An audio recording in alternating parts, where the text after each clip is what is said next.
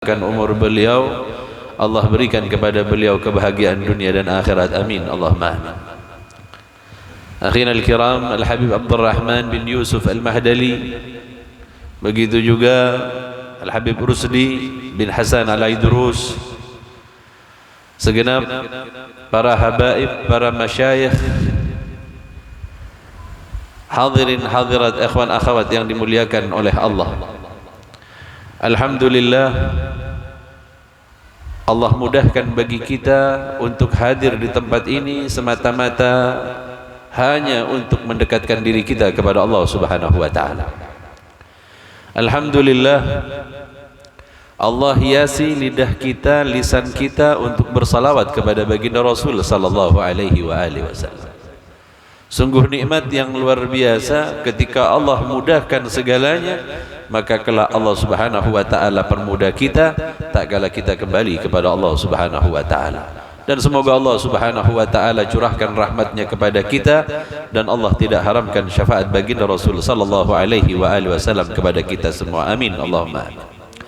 Salawat dan salam kepada baginda Rasul sallallahu alaihi wasallam, kepada para sahabat, keluarga, kerabat baginda Rasul sallallahu alaihi wasallam, tabi'in wa alaina ma'ahum wa fihim bi rahmatika ya arhamar rahimin. Amin. Ayuhal ikhwah rahimakumullah, pada pertemuan yang telah lalu kita telah membaca kitab yang ditulis oleh Al-Imam Al-Haddad yang berjudul Adab Sulukil Murid. Kita sampai kepada apa yang beliau katakan di dalam kitabnya, faqad qala ta'ala wa huwa asdaqul qailin. Sungguh Allah Subhanahu wa taala dan perkataannya adalah perkataan yang benar. Beliau Allah Subhanahu wa taala menyebutkan di dalam Al-Qur'an, man kana yuridul ajila ajjalna lahu fiha ma nasha liman nuridu thumma ja'alna lahu jahannama yaslaha madmuman madhura wa man arada al-akhirata wa sa'a laha sa'yaha wa huwa mu'minun fa ulaika kana sa'yuhum mashkura. Allah Subhanahu wa taala berfirman di dalam Al-Qur'an, barang siapa yang menginginkan al-ajilah, ini dunia maksudnya, sehingganya disebut adab sulukil murid, tata cara bagaimana seorang hamba kembali kepada Allah Subhanahu wa taala dan ia benar-benar menginginkan Allah, bukan selain Allah. Tetapi di dalam ayat ini Allah mau menggambarkan ada dua golongan manusia yang memiliki keinginan di muka bumi ini. Yang pertama Allah sebutkan di dalam ayat tadi, man kana yuridul ajilah. Di antara mereka ada yang menginginkan ajilah. Ajilah itu kalau dalam bahasa Arab artinya terburu-buru, tergesa-gesa. Manusia ini jika memiliki sesuatu keinginan, biasanya memang ingin disegerakan. Biasanya keinginan yang segera itu berkenaan dengan perihal-perihal dunia. Naudzubillah wal iyadu billah. Itu sebab kata Allah, man kana yuridul ajilah, barang siapa yang menginginkan dunia, ajjalna lahu, Allah akan segerakan, Allah akan berikan. Tapi ingat, kata Allah Subhanahu wa taala, jika engkau menginginkan dunia, kami akan segerakan kepadamu apa-apa yang kami inginkan, liman nuridu thumma ja'alna jahannama yaslaha. Tapi ingat, ketika hati kita berisi akan kecintaan kepada dunia, ketika keinginan kita kepada dunia itu minta kepada Allah agar kemudian Allah kabulkan, Allah akan berikan. Tetapi ingat, Allah Subhanahu wa taala jadikan jalan kita berakhir di dalam neraka jahanam. Naudzubillah wal iyadu billah. Itu sebab Allah di dalam ayat ini menggambarkan tentang dua orang. Ada orang yang menginginkan ajilah dunia, dan ada orang yang menginginkan waman aradal akhirah. Ada dua, ada yang menginginkan dunia, ada yang menginginkan akhirat. Yang menginginkan dunia, naudzubillah wal iyadu billah, Allah Subhanahu wa taala menjadikan dunia untuk kita, tetapi kita oleh Allah Subhanahu wa taala tak dijadikan untuk dunia. Paham maksudnya, Bu? Pak, Kita itu dibuat oleh Allah Subhanahu wa taala bukan untuk dunia, tetapi dunia memang dibuat untuk kita, dan kita dibuat oleh Allah untuk negeri yang akan datang, yakni yang disebut dengan akhirat. Naudzubillah wal iyadu billah. Sehingganya jangan salah kita di dalam hidup di dunia ini, kemudian lebih banyak mengumpulkan perkara-perkara dunia. Naudzubillah wal iyadu billah, jika dunia kemudian menjadi sesuatu yang kita cintai. Naudzubillah wal iyadu billah. Mari kita lihat bagaimana dunia yang Allah Subhanahu wa taala berikan kepada manusia-manusia sebelum kita. Kalau bicara dunia itu, Bu, segala sesuatu, kata Sayyidina Ali bin Abi Thalib, kullama yansaka anillah. Segala sesuatu yang membuat engkau lupa kepada Allah itu dunia. Apakah kita tidak boleh memiliki dunia, Habib? Boleh kita memilikinya, yang tak boleh mencintainya. Jadi nanti kalau pulang dari pengajian inilah, karena disebutkan masalah dunia, kemudian pulang nggak mau kerja, pulang nggak mau apa-apa yang kita ada di rumah ini kita keluarkan aja semua. Jangan kau letakkan dunia di dalam hatimu. Tetap akhirat tujuan kita. Dunia yang engkau miliki, kalau di dalam perkataannya Syekh Abdul Qadir Al-Jailani menyebutkan, letakkanlah akhirat di hatimu dan letakkan dunia di tanganmu. Jadi akhirat di mana letaknya? Di dalam hati. Sedangkan harta, sedangkan segala sesuatu selain Allah, letakkanlah di tanganmu. Jika ada yang memintanya, maka engkau gampang melepaskannya. Naudzubillah wal iyadu billah. Jika sebaliknya, dunia kemudian merajai hati kita, sedangkan akhirat terlupakan sama sekali. Ini kadang ada nih, Bu, kadang ada nih. Ketika melihat seorang anak yang masih usianya masih kanak-kanak, kita tanyakan, kenapa kok nggak sekolah? Oh, saya mondok, Bu. Ya Allah, ngapain mondok? Nggak punya masa depan. Seolah-olah kalau sekolah umum akan terjamin kehidupan kalian. Alangkah nistanya, alangkah buruknya orang yang berkata demikian. Bukankah akhirat tujuan kita? Dunia hanya bersifat sementara, dunia hanya bersifat tergesa-gesa saja. Naudzubillah wal iyadu billah. Ingat, orang yang tak percaya akan akhirat, ia mati dalam keadaan su'ul khatimah, akan berpaling jenazahnya dari arah kiblat. Suatu ketika Imam Ahmad bin Hanbal, beliau bertemu dengan tukang gali kubur.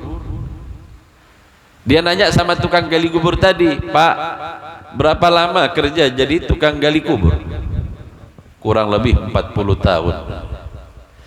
Adakah keanehan yang engkau lihat? Kata tukang gali kubur, ada. Apa itu? Hampir semuanya orang yang dikubur di tempat ini saya dapati ketika mereka dihadapkan ke arah kiblat, setelah meninggal menjadi tulang belulang, kepalanya malah menghadap ke arah yang lain selain arah kiblat. Menangislah Imam Ahmad ibn Hanbal, dia teringat perkataan baginda Rasul sallallahu alaihi wasallam. Orang yang mati kemudian dia ini ragu akan akhirat, ia lebih menjadikan dunia sebagai tujuannya, maka ia akan berpaling dari akhirat. Naudzubillah wal iyadu billah. Masih nggak yakinkah kita bahwa sesungguhnya segala sesuatu harus kembali kepada Allah? Baru saja diuji sebentar saja sudah berpaling dari akhirat dan lebih mengharapkan dunia. Masuk juga diantaranya orang yang menikahkan anaknya, ia kemudian nanya tentang masalah pekerjaan. Anak perempuannya diminta sama satu orang laki-laki, dilamar, kemudian nanya nih orang tua, kerjanya apa? Akankah dunia kemudian menjadi sesuatu yang kita inginkan dibanding kita hendaknya bertanya tentang apa, lulusan mana, pondoknya lulus di mana? Karena akhirat nyata, Bu. Dan dunia sebenarnya adalah semu, karena kita tidak akan pernah lama di muka bumi ini. Kita harus kembali kepada Allah Subhanahu wa taala. Jika memang dunia ini sesuatu yang bisa kita bawa ke dalam barzah, sampai detik ini belum ada orang yang bisa bawa barang apapun ke dalam barzah. Ada, Bu? Ada yang meninggal bawa mobil gak, Bu? Nggak bisa. Ada orang yang meninggal bawa emas? Nggak boleh. Bahkan kalau giginya terbuat dari emas pun harus dicabut. Karena apa? Bagian dari milik ahli waris, harus diambil. Di antara bolehnya digali kuburan, di antaranya bolehnya digali kuburan itu karena adanya barang berharga yang dikubur bersama jenazah. Seandainya jenazah tadi dikubur dengan menggunakan cincin emas, ambil, karena itu adalah milik dari ahli waris. Nggak boleh. Dulu lah, Bu, dulu, Pak, ada orang kaya raya, semuanya dia punya. Ketika sudah tua, dia bilang sama anaknya, nanti kalau saya mati, Nak, kalau saya mati, Nak, iya, Bah, tolong kuburkan Abah bersama kaos kaki kesayangan Abah. Kaos kaki ini, kaos kaki udah bolong, kaos kaki ini jempol udah keluar, tumit juga sudah kelihatan. Kata anaknya, apa istimewanya, Bah? Itu barang kesayangan Abah. Abah ingin mati bersama kaos kaki yang sudah lama, yang sudah bolong itu. Nanti kalau ustadz yang memandikan sudah memandikan Abah, kasihkan kaos kaki Abah, pasangkan. Abah mau bawa itu ke dalam kuburan Abah, karena itu kesayangan Abah. Meninggal si Abah, ditulislah surat wasiat agar dikubur bersama kaos kaki kesayangannya. Dimandikan sama ustadz, usai dimandikan mau dikafani, si anak bilang, Ustadz tunggu dulu, ada wasiat dari Abah. Apa kata Abahmu? Ini baca, dibaca sama Abahnya, minta dikubur bersama kaos kaki kesayangannya. Ustadz yang mandikan, dia bilang apa? Nggak boleh. Tidak ada satu benang pun yang akan menutupi kecuali hanya kain kafan yang diperbolehkan di dalam Islam. Tapi ini wasiat, Ustadz. Nggak boleh. Di mana yang boleh? Tidak satupun dari pakaiannya waktu ia pakai di dunia, tidak satupun dari perhiasannya ketika ia pakai di dunia, tidak satupun apa yang ia miliki ketika di dunia bisa dibawa ke dalam barzah. Nggak boleh. Di dalam Islam hanya kain kafan saja. Melihat itu, diberikanlah suratnya kepada Ustadz. Coba Ustadz baca sendiri nih. Dibaca sama Ustadz tadi. Kebetulan baca agak terang. Dilihat kayaknya ada tulisan lagi di belakang kertas. Dibalik NB, nambah berita. Dibaca, niscaya engkau tidak akan diperbolehkan oleh ustadz yang memandikanku nantinya. Ketahuilah, Nak, kata si Abah, hanya sebuah kaos kaki yang sudah bolong, jempolnya udah keluar, telapak kakinya sudah kelihatan, itu saja barang kesayangan Abah, nggak bisa dibawa, apalagi yang lain. Kira-kira apa namanya jika orang mati sebelumnya ia kumpulkan segalanya, ketika dia mati satu pun gak ada yang dibawa, dia mati ke dalam barzah, satu pun barang yang dia cari, yang dia kumpulkan sepanjang hidupnya gak ada yang bisa dibawa. Apa namanya jika kita kumpulkan barang banyak-banyak, tiba-tiba kita jalan gak satu pun barang yang kita kumpulkan kita bawa? Pasti orang bilang orang gila tuh, ngumpulin barang sebanyak-banyaknya tapi ketika dia jalan dia gak bawa satu pun. Begitulah kurang lebihnya dunia. Kita kumpulkan sebanyak-banyaknya, tidak satu pun yang kita bawa ke negeri akhirat. Na'udzubillah wal iyadzubillah. Lalu bagaimana kita menempatkan dunia di dalam hidup kita? Ia adalah bagaikan jembatanmu ke negeri akhirat. Gunakanlah ia. Jangan sampai tidak engkau gunakan tentang perkara-perkara kepada negeri akhirat. Jika tidak, dia akan menjadi wabal, dia akan menjadi bencana, dia akan menjadi sesuatu yang nantinya akan memberatkanmu tak kala kembali kepada Allah Subhanahu wa taala. Na'udzubillah wal iyadzubillah. Ayuhal ikhwah rahimakumullah. Di dalam kitabnya Imamul Ghazali bercerita tentang Nabi Allah Sulaiman ibn Daud. Kita tahu seorang nabi yang juga Allah Subhanahu wa taala berikan kekayaan yang tidak ada semisal. Sebelumnya bahkan setelahnya tidak akan pernah ada lagi orang yang memiliki kekayaan semisal yang dimiliki oleh Nabi Allah Sulaiman alaihissalam. Ruya anna Sulaiman ibn Daud alaihi assalam marra fi mawqibihi wat-tayru tudilluhu. Suatu ketika lewatlah Nabi Allah Sulaiman bin Daud alaihi wassalam, dia di atas kendaraannya. Mauqib di dalam bahasa Arab itu sebuah tunggangan yang sudah diberikan hiasan-hiasan yang indah pada kendaraan. Ini kendaraan Nabi Sulaiman, kuda yang ditunggangi oleh Nabi Sulaiman memiliki pelana yang terbuat dari emas dan dihiasi dengan perhiasan-perhiasan yang terbuat dari berlian. Duduklah Nabi Allah Sulaiman alaihissalam di dalam kemuliaan dan kemegahan itu. Duduk dia di atas pelana yang terbuat dari emas, yang di atasnya Nabi Sulaiman kemudian berjalan di atas punggung kudanya.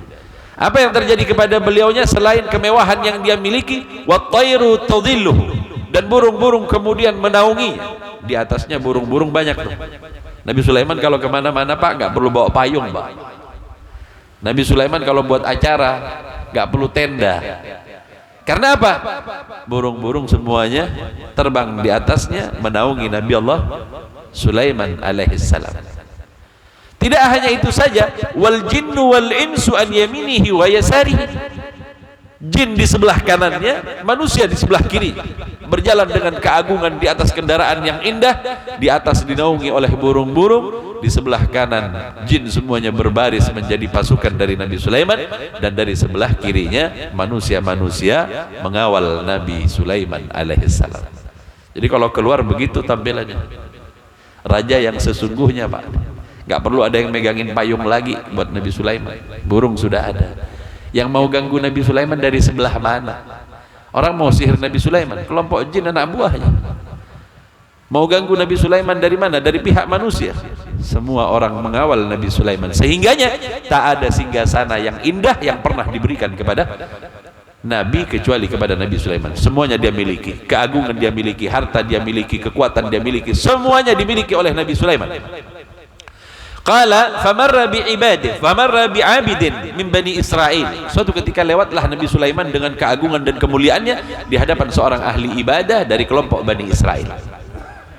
Apa yang terjadi? Faqala wallahi ya ibn Daud.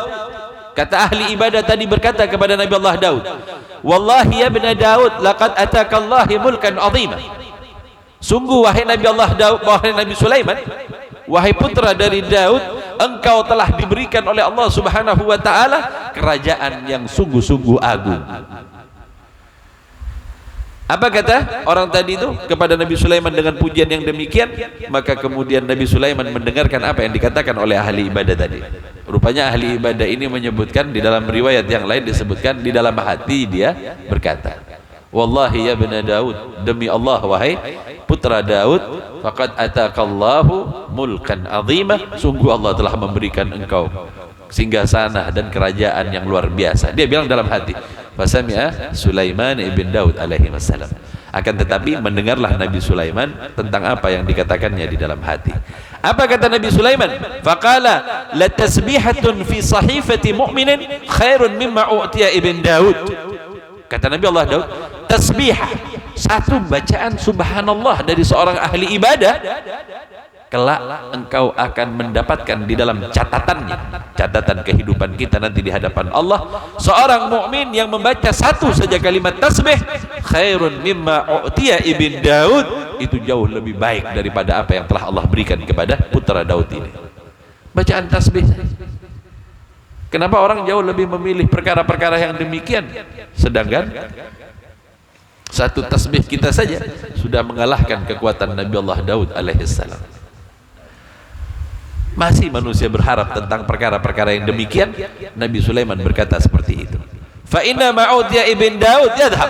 Apa yang dimiliki oleh Nabi Daud ini, putra dari Daud ini, apa yang kumiliki ini, aku ini putra Daud, apa yang kumiliki ini, kerajaan dan segalanya, harta dan kekuatan semuanya yang Allah berikan kepadaku, yadhhab, dia akan pergi semua, nanti akan hilang suatu ketika.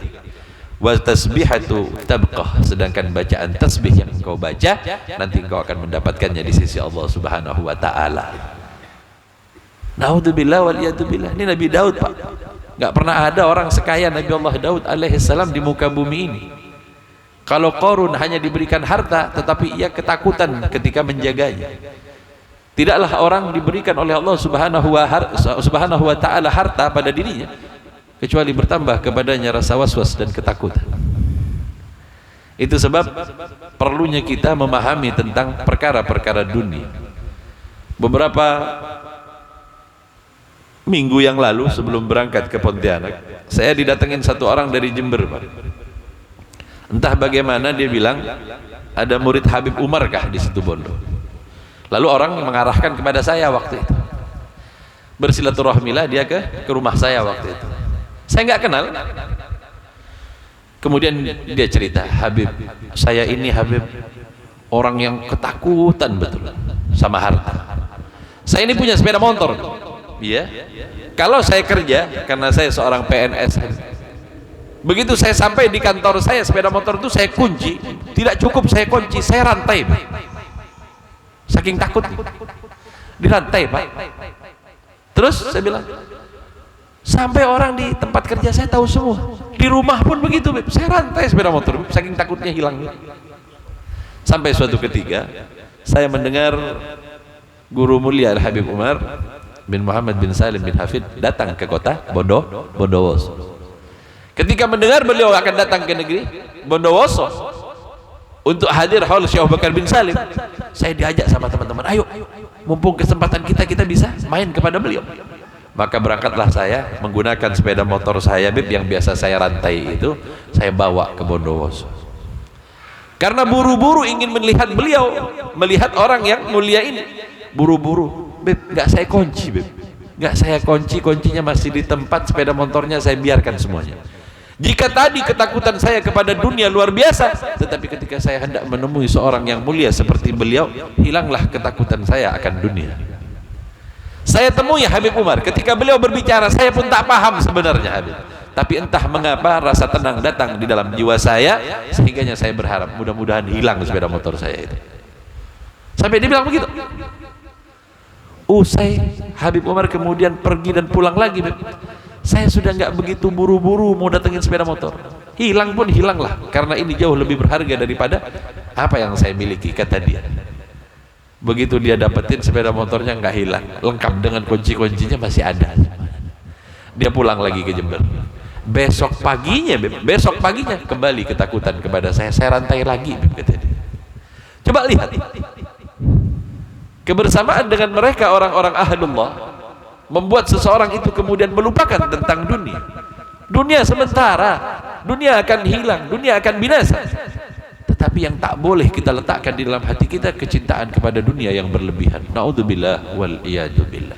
Itu sebab ketahuilah, keinginan kita kepada dunia adalah sesuatu yang merupakan kebinasaan. Di dalam hadis baginda Rasul sallallahu alaihi wasallam menyebutkan kepada kita, hubbud dunya ra'su kullil khatiyah. Cinta kepada dunia adalah asal muasal dari segala kebinasaan. Naudzubillah wal iyadu billah. Berkata baginda Rasul sallallahu alaihi wasallam, ad-dunya darun man la daralah. Dunia itu adalah rumah bagi orang yang tak punya rumah. Orang yang tak punya rumah. Maksudnya, dia tidak menjadikan dirinya sebagai manusia yang berasal dari negeri akhirat. Ia menyangka dunia ini akan selamanya, padahal tak lama. Dunia ini gak lama, Bu, Pak. Tapi jangan kemudian merasa akan panjang umur, merasa akan lebih panjang umurnya, karena cinta kepada umur ini juga bagian dari cinta kepada dunia. Merasa diri akan panjang umur kita, tulal amal, panjang angan-angan dengan berharap bahwa kita akan panjang umur kita juga. Kata Imam Syafi'i di dalam diwannya, di dalam syairnya, beliau berkata, kam min sahihin mata bighairi illatin. Berapa banyak orang yang sahih, yang sehat, mati tanpa adanya penyakit. Habib kemarin di sini, Beb, sehat ini, nggak apa-apa, Beb. Keesok harinya mati. Memang banyak yang begitu. Wa kam min saqimin, dan berapa banyak orang yang sakit, asyahina dahari, bertahun-tahun ditunggu-tunggu, nggak mati-mati juga orang ini. Sakit sudah lama, nggak mati-mati juga. Jadi bukan karena umur, bukan karena sehat, bukan karena apa? Karena kematian datang kepada kita kapan saja jika Allah Subhanahu wa taala menghendakinya. Semoga Allah Subhanahu wa taala tidak tanamkan kecintaan di dalam hati kita kepada dunia. Begitu juga baginda Rasulullah sallallahu alaihi wasallam menyebutkan di dalam hadis, "Man asbaha wad dunya akbaru hammiha." Barang siapa yang ia di waktu paginya bangun di waktu pagi, dunia menjadi kekhawatiran. Mau makan apa nih saya? Mau kerja apa nih saya? Apa yang bisa saya kumpulkan? Apa yang bisa saya harapkan? Kekhawatirannya tentang dunia, kekhawatirannya tentang pekerjaannya, kekhawatirannya tentang apa yang dimakannya, kekhawatirannya tentang jabatannya, kekhawatirannya tentang segala sesuatu yang bersifat dunia. Ingatlah, orang yang demikian ini falaisa minallahi fi syai', Allah tidak akan berikan kepadanya segala sesuatu. Wa alzamallahu qalbahu arba'ah hisal. Bahkan jika seseorang yang bangun di waktu pagi kemudian dunia yang menjadi keresahannya, dunia yang menjadi kegelisahannya, maka kemudian Allah Subhanahu wa taala akan berikan 4 perkara kepada orang tadi. 4 perkara yang diberikan kepada orang yang apabila bangun di waktu pagi yang dibingungkan adalah masalah dunia. Apa yang pertama? Hamman la yaqta'a anhu abadah. Dia akan Allah berikan rasa sumpek enggak selesai-selesai, sumpek yang tidak akan berputus-putus abadan selamanya jika yang dipikirkan tentang dunia. Bukankah segalanya sudah ditentukan oleh Allah? Umur sudah Allah tentukan, rezeki sudah Allah tentukan. Kita hanya perlu berikhtiar. Tidak kemudian kita menjadikan dunia ini sebagai segala sesuatunya. Tidak. Kerjakan, ikutin saja perintah Allah Subhanahu wa taala untuk ikhtiar, dan jangan pernah engkau kemudian memberatkan dirimu dengan persoalan dunia. Itu kata beberapa orang. Kadang kita ini kalau bukan karena rasa hasud di dalam hati kita, maka hubbud dunia tidak akan pernah ada di dalam hati kita. Kalau bukan karena hasud, maka hubbud dunia tidak akan pernah ada di dalam hati kita. Tetangga beli kulkas, Pak. Kita yang kedinginan. Yang beli kulkas tetangga. Lalu kenapa kita yang kedinginan? Kan yang beli kulkas dia. Gemetar saya, Beb. Lah, kenapa? Sakit hati ngeliat tetangga Beb beli kulkas 2 pintu lagi, Beb, dia tanggung-tanggung. Dia yang kedinginan dia. Alhamdulillah. Yang beli kulkas kan tetangga, kenapa yang kedinginan? Lah, tetangga kita, Beb, naik kan parabola baru, Beb, alat baru untuk melihat TV lebih, pasang agar YouTube bisa, agar ini semuanya bisa, Beb. Tetangga naikin alat, kita naik darah. Alhamdulillah waliyadzubillah. Ini orang hasud. Akhirnya tetangga datengin mobil Innova ke rumahnya. Kita datengin ambulan, Bu. Alhamdulillah waliyadzubillah. Karena hubbud dunia, karena cinta kepada dunia, akhirnya berakhir segala sesuatunya dalam kesia-siaan. Naudzubillah waliyadzubillah. Jangan pernah demikian. Jangan pernah engkau bingungkan tentang dunia, karena segala sesuatunya telah Allah tentukan, Allah Subhanahu wa taala telah berikan kepada kita, dan sebaik-baiknya kita adalah yang menerima apa yang telah ditentukan oleh Allah Subhanahu wa taala. Apalagi yang Allah berikan kepada orang yang apabila ia bangun di waktu pagi, yang menjadi kebingungan hatinya adalah tentang dunia. Wa syughlan la yatafarraghu minhu abadah. Allah buat dia sibuk sehingganya ia tinggalkan kewajiban. Sehingganya karena tugasnya yang semakin penuh, karena jabatannya yang semakin tinggi, mulailah dia meninggalkan kewajiban-kewajibannya. Awal yang ditinggalkan adalah hal-hal yang sunnah. Kemarin-kemarin sering kelihatan di majelis, sekarang sudah nggak ada lagi karena sibuk. Mulai naik jabatannya, sudah nggak mau lagi ke majelis. Kemarin-kemarin biasanya sholat jamaah bersama kita, tapi semenjak dia dipindah kemudian jadi kepala seksi ini, sejak dia diangkat menjadi kepala dinas ini, belum pernah sholat jamaah lagi. Begitulah dunia. Semakin diberikan oleh Allah Subhanahu wa taala, semakin membuat engkau jauh dari Allah Subhanahu wa taala. Awal ditinggalkan perkara-perkara yang sunnah, lambat laun kewajiban pun kemudian ditinggalkan. Naudzubillah wal iyadzubillah. Allah buat dia sibuk terus untuk mencari dunia, padahal yang ia cari adalah segala sesuatu yang nantinya akan ditinggalkannya. Naudzubillah wal iyadzubillah. Kemudian apa lagi? Wa faqran la yablughu inahu abadah. Allah akan berikan rasa fakir kepadanya walaupun dia kaya. Dia kaya tetapi dia merasa kekurangan senantiasa, dan ditumpuklah dunia. Ketika dunia ditumpuknya, tibalah waktunya dia harus kembali kepada Allah. Dia mati dalam keadaan fakir, hatinya senantiasa tertambat kepada dunia. Na'udzubillah wal iyadu billah. Kemudian apa lagi? Wa amalan la yablughu muntahahu abadah, dan keinginan-keinginan yang tidak akan pernah Allah Subhanahu wa taala puaskan dia dengan keinginannya. Semakin dia menginginkan ini, dia menginginkan lagi. Ketika Allah berikan kepadanya jabatan, dia menginginkan jabatan yang jauh lebih tinggi. Ketika Allah berikan kepadanya kekayaan, dia menginginkan jauh lebih banyak. Ketika ditawarkan kepada baginda Rasul sallallahu alaihi wasallam 2 buah gunung yang terbuat dari emas, baginda Rasul menolaknya. Seandainya oleh Allah ditawarkan kepada kita, kita bilang apa? Enggak, sekalian yang satunya lagi ya Allah, biar tiga gunung aja. Kecintaan kepada dunia ibarat air laut, semakin kau banyak meminumnya, engkau akan semakin haus.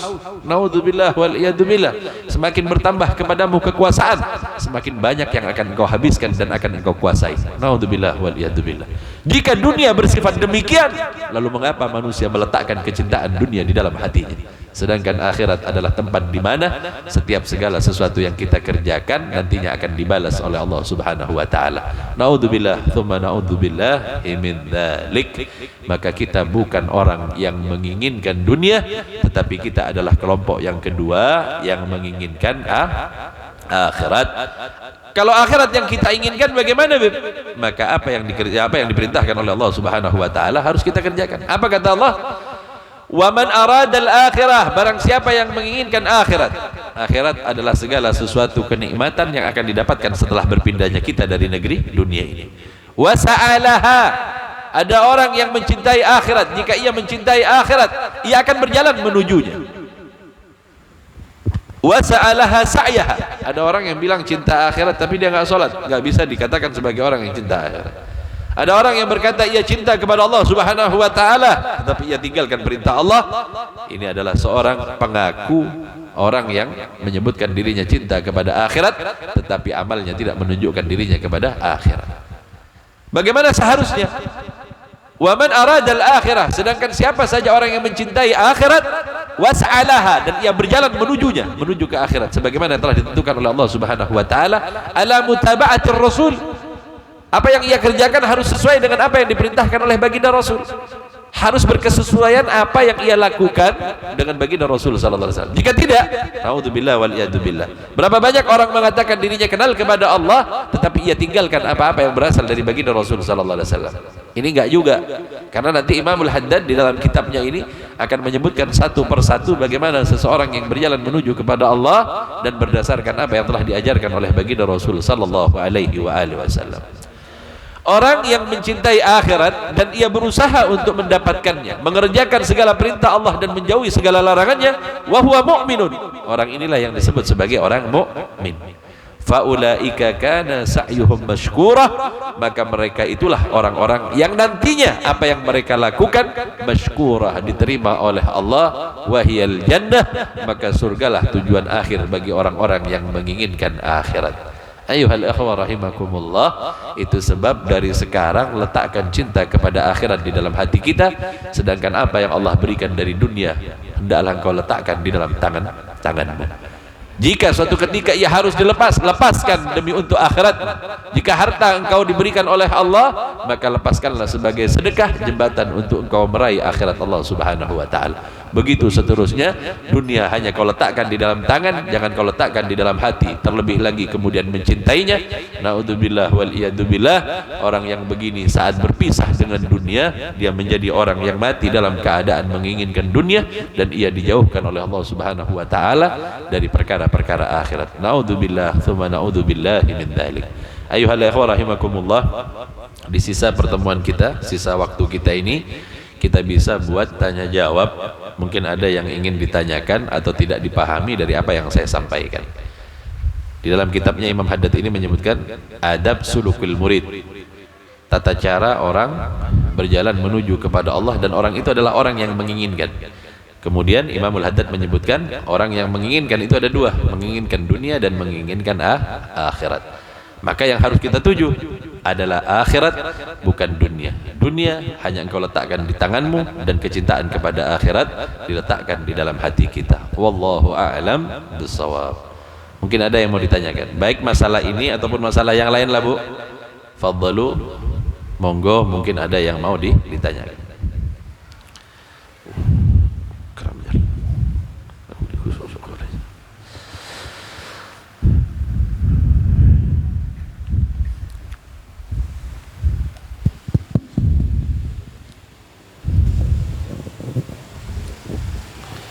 Ada yang bertanya?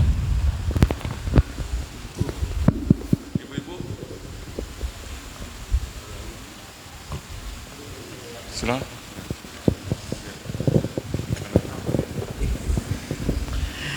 Assalamualaikum warahmatullahi wabarakatuh. Salam. Mohon izin, ini di luar konteks yang kita bicarakan, Bib. Jadi mungkin karena faktor usia, faktor O gitu ya. Jadi sering lupa, terutama pada saat kita mau masuk masjid, Bib. Jadi gini, pada saat kita masuk masjid kita langsung sholat tahiyatul masjid gitu. Pada saat kita sholat baru kita ingat gitu kan, wah saya tadi lupa niat tahiyatul masjid gitu. Nah yang ulun tanyakan ini, apakah kita pada saat sholat itu kita boleh niat tahiyatul masjid di dalam sholat? Karena kalau tidak kita sholat, kadang kita niatkan pada saat itu, khawatirnya lupa lagi gitu kan. Itu yang kadang mungkin faktor usia dari faktor O gitu, dia sering lupa.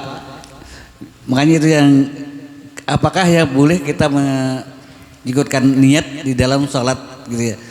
Terutama memang kalau kita lihat ini sunnah gitu sama anunya, hukumnya.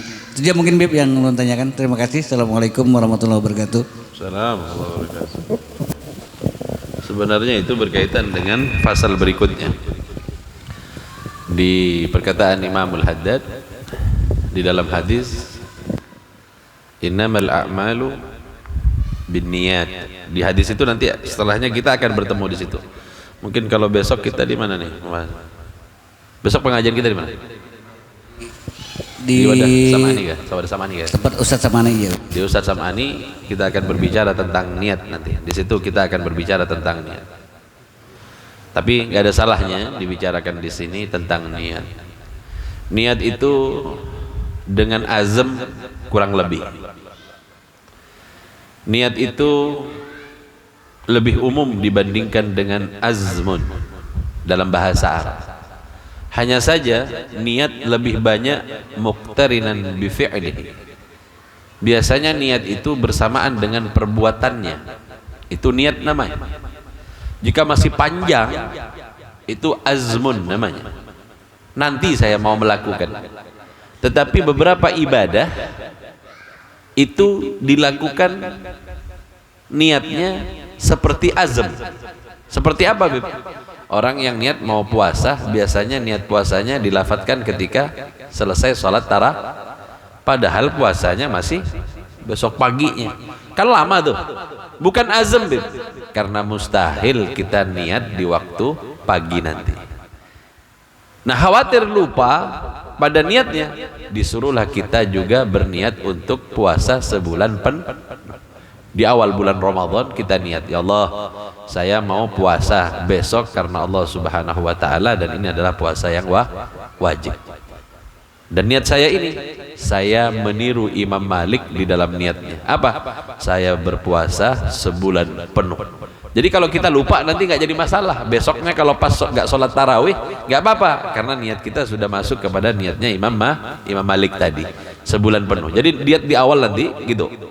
Ya Allah, saya niat berpuasa di bulan Ramadan sebulan penuh. Di awal niatnya kita. Jadi umpamanya kita lupa, karena niat itu harus dilafatkan terus di dalam madhab Syafi'i.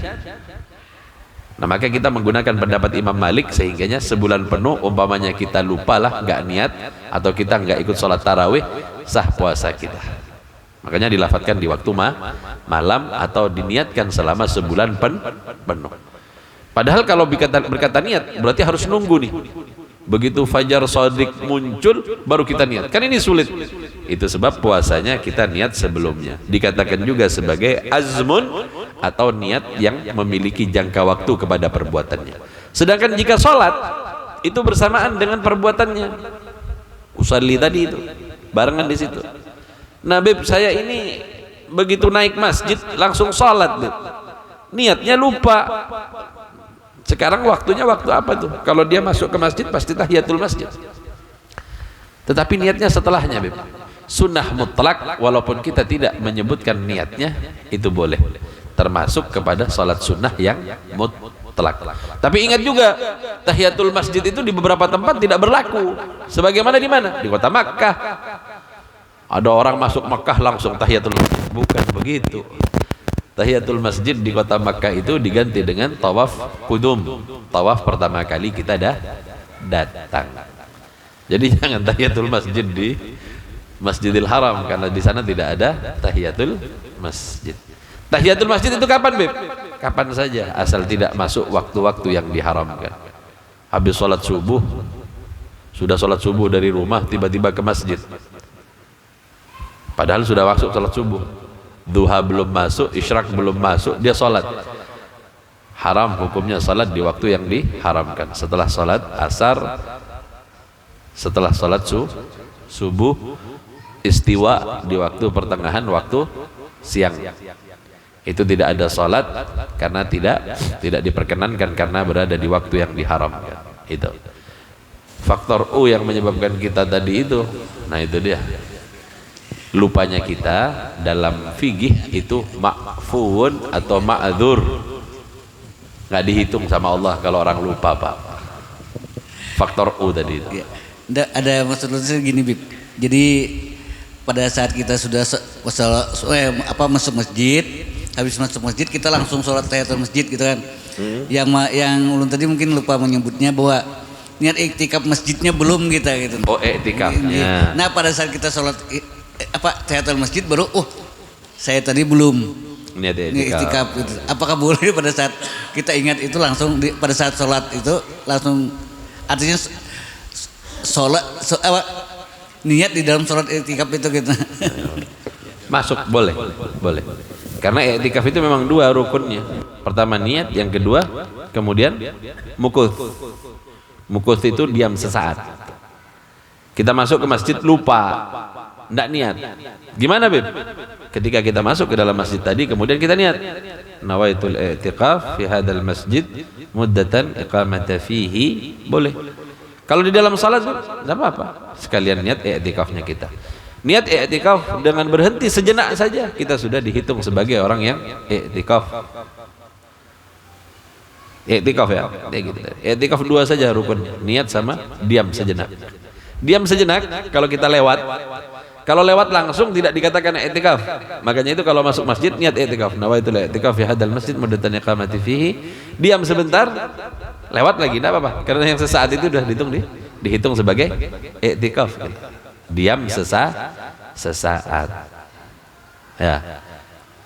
Sudah? Ada lagi? Boleh. Ya, G. Itu, Meg. Assalamualaikum warahmatullahi wabarakatuh. Waalaikumsalam. Kita kan biasanya misalnya mau maghrib itu di masjid, otomatis kan kita berangkatnya sebelum maghrib, terus habis itu datang sebelum masuk maghrib kita sholat tahiyatul masjid. Itu kan habis asar tuh, waktunya sebelum itu masih bisa itu. Itu kan habis asar kita mau bermaghribnya itu di masjid. Otomatis kan sholat tahiyatul masjidnya itu sebelum maghrib. Nah itu bisa. Nggak boleh. Nggak boleh. Oh berarti kalau kita maghrib ke masjid nggak usah pakai tahiyatul masjid. Oh iya. Terima kasih. Tapi tentang masalah salat sebelum ini sudah adzan tapi ya umpamanya kita datang sudah adzan maghrib kemudian kita salat tahiyatul masjid dan tahiyat qabliyatul maghrib itu boleh. Berarti setelah azan maghrib baru kita tahiyatul. Setelah masuknya. Ya. Karena yang dimaksud adzan itu maksudnya i'lan biduhulil waqti. Adzan itu adalah pemberitahuan masuknya waktu salat. Masuknya waktu salat qabliyatul maghrib itu setelah masuknya maghrib. Qabliyatul fajri itu masuknya setelah adzan subuh. Paham ya?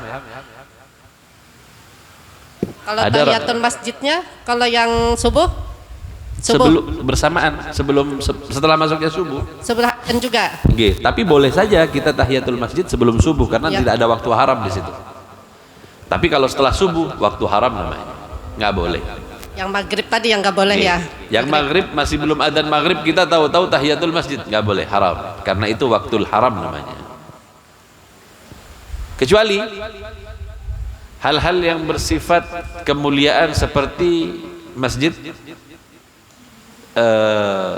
masjid Makkah, di Masjid Mukarram. Kalau di sana apabila kita tidak tahiyatul masjid kemudian kita tawaf kudum di waktu yang diharamkan, di situ tidak ada waktul haram. Itu keistimewaan dari kota Makkah. Tidak ada waktul haram di kota Makkah. Jika engkau melakukan salat tahiyatul masjid atau engkau melakukan suatu salat rakaat, 2 rakaat salat mutlak. Faham mutlak, Bu ya? 2 rakaat mutlak itu baik dia sabab mutakaddim atau sabab mutaakhir. Ini panjang ceritanya nih, ntar fikih nih. Tapi yang jelas salatnya kita di kota Makkah di waktu haram itu tidak ada salat waktu haram di sana karena keutamaan kota Makkah. Tetapi kalau di daerah kita, tunggu dulu, kalau masih belum adzan maghrib kita tahu-tahu salat tahiyatul masjid di masjid, itu waktul haram, tidak boleh dilakukan.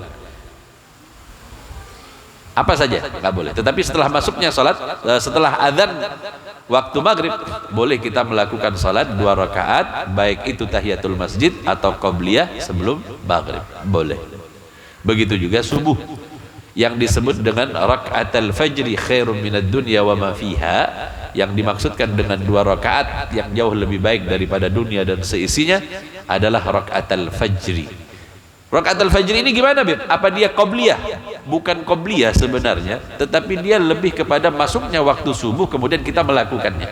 Boleh saja kita melakukan qobliyah, nggak jadi masalah. Tetapi yang dimaksudkan di sana 2 rakaat yang lebih baik dari dunia dan seisinya adalah 2 rakaat setelah masuknya waktu subuh. Waktu subuh masuknya dengan terbitnya fajar shadiq. Fajar shadiq itu, Bu, kalau kita mau lihat, kita berada di satu tempat nggak ada jamnya, nggak ada apa, kita bisa melihat cahaya matahari yang mulai berpendar di bagian timur, tetapi tidak muncul mataharinya. Cahayanya dari utara ke selatan. Sedangkan fajar kadzib adalah fajar di mana sinar matahari seolah-olah dari timur ke arah barat dan bergaris ke atas. Bagi mereka yang memahami ini, paham betul mana yang disebut fajar kadzib dan fajar shadiq. Fajar shadiq adalah masuknya waktu subuh. Wallahu a'lam. Itu aja. Assalamualaikum warahmatullahi wabarakatuh. Salam. Masih menyambung pertanyaan dari Pak Sabran dan Ibu tadi. Ini berkaitan waktu yang diharamkan tadi, Bib. Ya. Sesudah sholat subuh, kemudian sesudah sholat asar, dan waktu musawaatnya, waktu yang matahari di tengah-tengah.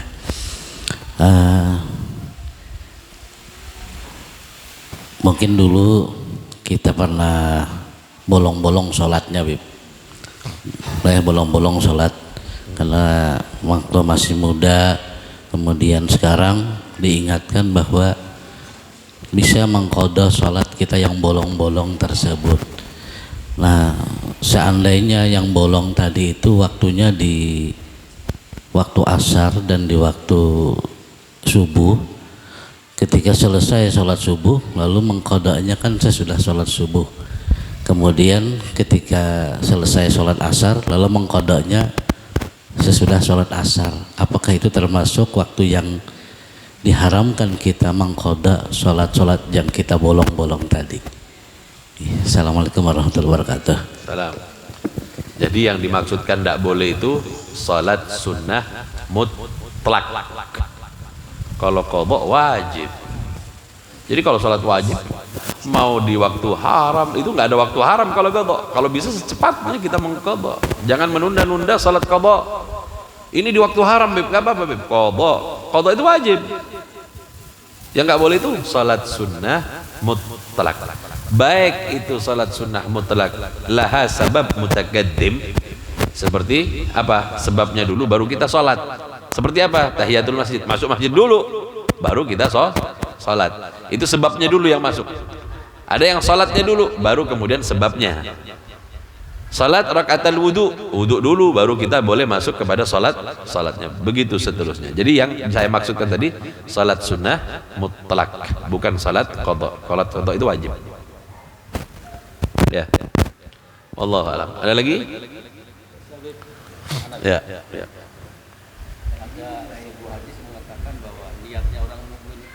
Khair min amalih.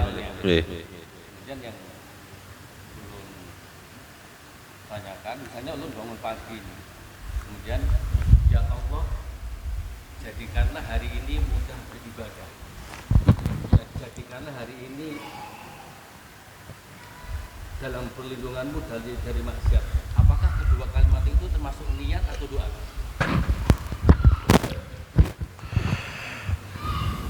Niat itu terlafadzkan di dalam hati, terucapkan dengan kalimat atau kata-kata. Apa yang yahtur di dalam hati, apa yang terlintas di dalam hati dari keinginan untuk beribadah, itu dihitung pahala oleh Allah Subhanahu wa taala. Niatul mu'min khairun min amalih. Niat seorang mukmin itu lebih baik daripada amalnya. Iya, jelas. Kalau niat terbebas dari yang namanya riya. Mana ada orang tahu kalau kita mau niat mau lakukan ibadah haji? Nggak ada yang tahu dalam hati. Tetapi jika amalnya tak selamat dari yang namanya riya. Contohnya apa? Pulang dari haji nggak dipanggil Pak Haji, nggak noleh dia. Berarti dia riya di dalam amalnya. Ini yang dikatakan dunia juga. Kadangkala ibadah yang kita lakukan bertujuan dunia. Ketika ibadahmu bertujuan dunia, ketika keluargamu bertujuan dunia, segala sesuatunya memiliki tujuan kepada dunia, dikatakanlah bahwa engkau jauh lebih mencintai dunia dibandingkan akhirat. Jadi kalau ada orang niatnya seorang mukmin jauh lebih baik dari amalnya, betul, karena niat di dalam hati tak ada yang tahu. Dan Allah memberikan pahala kepadanya, kepada orang tadi. Ini sebenarnya pembahasannya nanti di pertemuan yang berikutnya kita bahasin. Tapi nggak apa-apa. Apa saja Beb niat-niat yang bagus Beb, sehingganya kita ini mendapatkan pahalanya Beb. Banyak. Kalau saya diberikan rezeki oleh Allah, saya mau melakukan ini, saya mau melakukan ini, melakukan ini. Semua yang kita niatkan itu dihitung oleh Allah Ta'ala sebagai pahala yang nantinya akan dimasukkan di dalam kitab-kitab kita oleh Allah Subhanahu wa Ta'ala. Niat tanpa amal boleh nggak Beb? Boleh. Ini wabil khusus untuk bapak-bapak nih.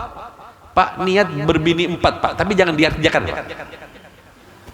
Niat berbini 4, tapi nggak usah dikerjakan. Apa dapat pahalanya Beb? Dapat.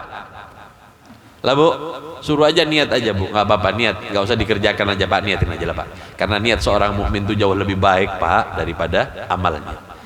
Nanti kalau Bapak rame-rame kawin, riya Pak. Niat aja nggak apa-apa. Jadi niat itu dihitung. Terlebih lagi kalau kita sakit. Kalau kita sakit, niatkan kepada Allah Subhanahu wa Ta'ala. Ingat ya, bukan nadar ya. Saya tidak berbicara tentang nadar, saya berbicara tentang niat. Kalau nadar, wajib nanti kita harus melakukannya. Itu sebab baginda Rasul menyebutkan innamal a'malu binniyat. Sesungguhnya amal itu karena niatnya. Ketika seseorang sakit, niatlah, ya Allah, kalau aku sembuh.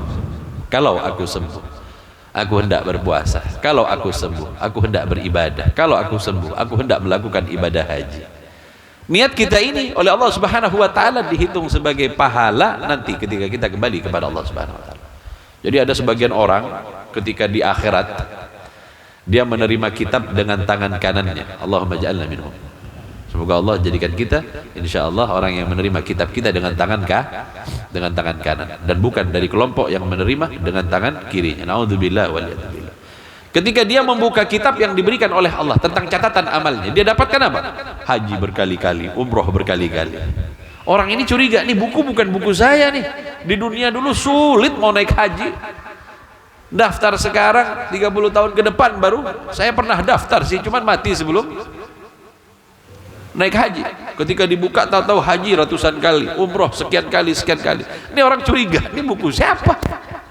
Ditutup sama dia, ya Rab, ini bukan kitabku. Kata Allah Subhanahu wa taala, banyaknya niat yang kau lakukan, di situ aku letakkan. Sehingganya di situ bernilai ibadah haji, di situ bernilai ibadah umrah dan segalanya. Lah, bukan nazar. Kalau nazar wajib dikerjakan. Jadi niat semua yang kita lakukan itu, berniatlah di waktu pagi dengan niat mereka orang-orang sebelum kita. Ya Allah, seandainya Engkau berikan aku kesehatan, aku akan habiskan waktuku di dalam beribadah. Seandainya Allah Subhanahu wa taala berikan aku rezeki, aku akan mengeluarkannya. Jika tidak dapat, Beb, niatnya tadi dicatat oleh Allah Subhanahu wa taala, dihitung sebagai pahala yang luar biasa. Oh, jadi perlu, Beb, ya, niat yang begitu. Iya. Berniatlah di waktu pagi dengan niatan yang banyak, karena itu dihitung sebagai ibadah di sisi Allah Subhanahu wa taala. Tapi di waktu kita bisa, Bu, jangan niat saja, Bu. Faham maksudnya? Ketika kita punya rezeki, oh ini punya uang nih, saya niat aja lah untuk sedekah, tapi nggak usah dikeluarin. Bukan begitu.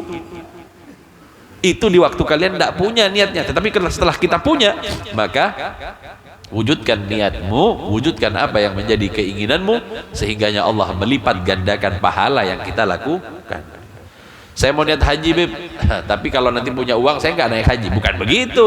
Nanti jika engkau punya, maka berhajilah, berumrohlah sebagai bukti bahwa kita tidak menyimpan dunia ini kecuali untuk akhirat kita. Semoga Allah Subhanahu wa taala mudahkan segalanya bagi kita. Semoga Allah Subhanahu wa taala jadikan dunia yang kita miliki sebagai jembatan untuk menuju kepada akhirat. Kita gunakan untuk bertakarrub, kita habiskan di dalam beribadah kepada Allah Subhanahu wa taala, dan kita tidak mensia-siakan waktu kita kecuali untuk kembali kepada Allah Subhanahu wa taala. Wallahu a'lam bishawab. Doa apa? Bantu